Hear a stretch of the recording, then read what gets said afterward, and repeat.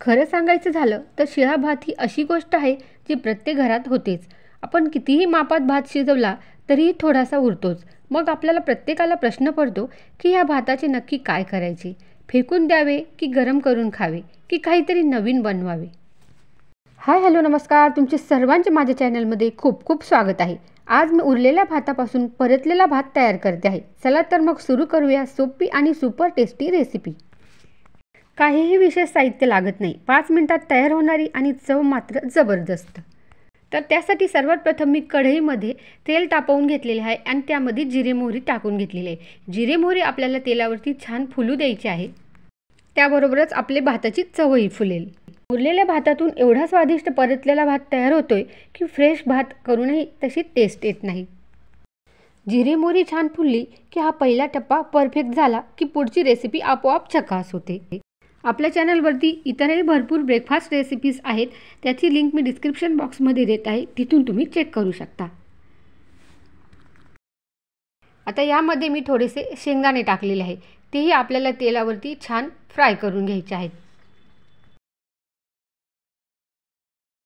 त्याचबरोबर बारीक चिरलेला लसूण असेल तर लसूणही आपण यामध्ये ॲड करू शकतो. त्याबरोबर बारीक चिरलेली मिरची मी यामध्ये ॲड केलेली आहे आणि लगेचच बारीक चिरलेला कांदा त्यामध्ये ॲड केलेला आहे. बारीक चिरलेला कांदा आपल्याला तेलावरती छान फ्राय करून घ्यायचा आहे.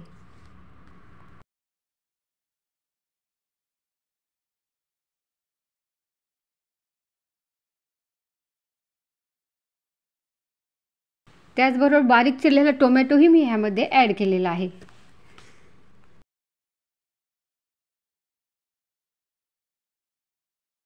पाव चमचा हळद पावडर मी यामध्ये टाकलेली आहे. हे सर्व मसाले आपल्याला तेलावरती छान फ्राय करून घ्यायचे आहेत.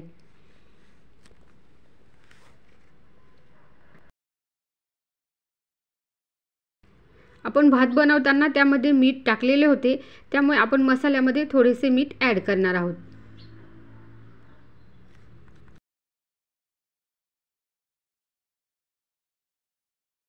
त्याचबरोबर 1 चमचा मी इथे धना पावडर ॲड केलेली आहे. त्यानंतर लगेचच आपण उरलेला भात ह्यामध्ये ॲड करणार आहोत आणि छान मिक्स करून घेणार आहोत. छान परतून घेणार आहोत, जेणेकरून प्रत्येक भाताचा दाणा मोकळा मोकळा होईल. ही सर्व प्रोसेस मी इथे हाय फ्लेमवरती केलेली आहे. फोडणीसाठी मी इथे लोखंडी कढईचा वापर केलेला आहे. अशा पद्धतीने सर्व भात आपल्याला छान परतून घ्यायचा आहे. 1 ते 2 मिनिट आपल्याला छान परतत राहायचं आहे. इथे आपला फोडणीचा भात तयार झालेला आहे. ही छोटीशी व्हिडिओ तुम्हाला कशी वाटली कमेंट करून नक्की सांगा. व्हिडिओ आवडल्यास लाईक करा, शेअर करा, कमेंट करा आणि चॅनलवरती नवीन असाल आणि चॅनलला अजूनही सबस्क्राईब केलं नसेल तर चॅनलला सबस्क्राईब जरूर करा. भेटूया पुन्हा एका नवीन रेसिपीसोबत. तोपर्यंत धन्यवाद.